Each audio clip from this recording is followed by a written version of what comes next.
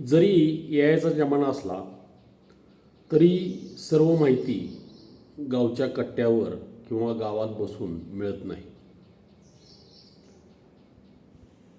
अशा अनेक योजना, अनेक संस्था, अनेक कोर्सेस शैक्षणिक क्षेत्रात उपलब्ध आहेत, ज्याची माहिती 80% अधिक विद्यार्थ्यांना अजिबात असत नाही. तर ए आयचा जमाना असला तरी BSc इन AI हा एक 3 वर्षाचा कोर्स आहे. वर्क इंडिकेटेड प्रोग्रॅम आहे. नामांकित युनिव्हर्सिटी, ॲक्च्युली ज्याला UGCची मान्यता आहे, doctor Homi Bhabha state university HBSU. आता या युनिव्हर्सिटीच्या अंतर्गत institute of science, Elphinstone college, Sydenham college, तसंच इन्स्टिट्यूट ऑफ फॉरेन्सिक सायन्स अशा काही कॉलेजेस याच्या अंडर येतात. आता business AI, BSc in business AI हा जो अभ्यासक्रम आहे तो टीम लीज एडटेकच्या सहकार्याने इतर राबवला जातो. आता टीम लीज ही खूप मोठी जॉब्स प्रोव्हाइड करणारी कंपनी आहे. कॉर्पोरेट कंपन्यामध्ये बऱ्याच ठिकाणी प्लेसमेंट ही कंपनी देते किंवा विद्यार्थ्यांना कॉर्पोरेट जगाचं द्वार खुलं करून देते. आता यासाठी कोणत्या क्वालिफिकेशनची आवश्यकता आहे ॲडमिशन घेण्यासाठी? एक तर 12वी असणं गरजेचं आहे. दुसरी गोष्ट म्हणजे मार्च आणि मेमध्ये सर्वसाधारणपणे किंवा काही वेळा त्यापेक्षा जास्त काळ ॲडमिशन सुरू असतं.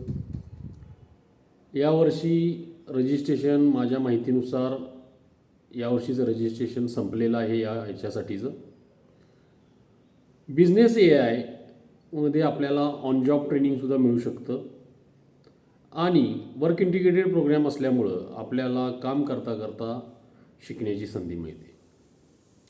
AI क्षेत्रात दिवसेंदिवस व्यवस्थित ट्रेनिंग घेतलेल्या आणि अनुभव असलेल्या उमेदवारांची मागणी ही कायमच असणार आहे.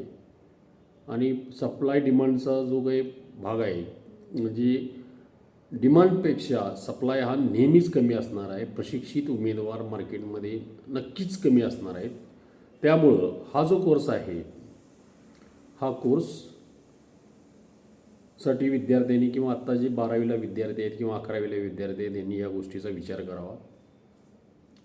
ॲक्च्युली या परीक्षेचा यासाठी या युनिव्हर्सिटीकडून एक CET एक्झाम घेतली जाते. 100 मार्काचा पेपर असतो. प्रत्येक प्रश्नाला 1 मार्क. 90 मिनिटाची परीक्षा असते. स्ट्रिक्ट ऑनलाईन असं या परीक्षेचं स्वरूप असतं. त्यामध्ये सिलेबसमध्ये English language, verbal reasoning, GK, current affairs यांचाही समावेश आहे. यावरील प्रश्नांचाही समावेश आहे. इंग्लिशची गरज IT क्षेत्रात 100% आहे. कॉर्पोरेट कंपन्यात 100% आहे. त्यामुळं इंग्लिशवर प्रभुत्व असणं अतिशय गरजेचं आहे. 2019ला ही संस्था स्थापन झाली किंवा हे समूह विद्यापीठ स्थापन झालं. त्यामुळं NIRF रँकिंगमध्ये याचा अजून कुठं उल्लेख नाही आहे. परंतु निश्चितच ही एक नामांकित संस्था आहे, नामांकित विद्यापीठ आहे. याबद्दल आपणास खरोखर माहिती होतं का? ती कॉमेंटमध्ये जरूर लिहा. अधिक माहितीसाठी जरूर संपर्क साधा. धन्यवाद.